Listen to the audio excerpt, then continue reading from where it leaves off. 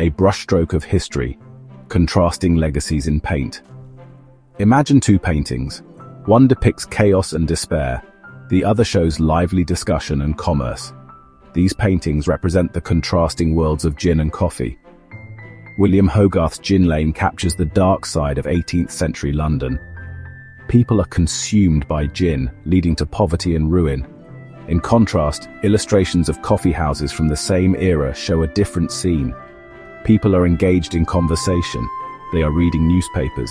Business deals are being struck. These contrasting images offer a glimpse into the complex social and cultural impact of these two beverages.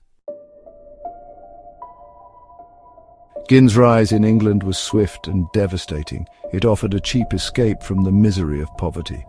However, this escape came at a high price. Addiction became rampant.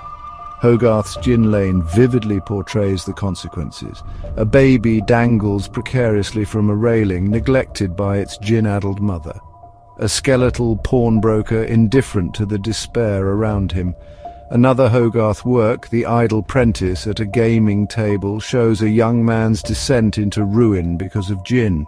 Once a promising apprentice, he is now gambling, his life spiraling out of control. Gin became a symbol of social decay, fueling crime and despair.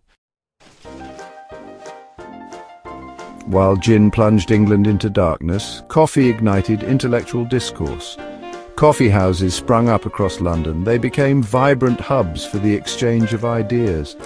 Scholars, merchants and politicians gathered in these spaces. Coffee fueled their discussions on politics, science and philosophy. The aroma of coffee mixed with the clatter of cups and the murmur of conversation. Coffee houses became known as penny universities. For the price of a cup of coffee, anyone could engage in intellectual stimulation. This fostered a culture of learning and debate, contributing to the Enlightenment. Beyond intellectual pursuits, coffee houses also facilitated commerce. Merchants struck deals and news spread quickly through the network of coffee-fueled conversations. The contrasting impacts of gin and coffee prompted different responses from the government. The British government, alarmed by the social ills caused by gin consumption, enacted laws to curb its sale. They raised taxes on gin and attempted to regulate its production.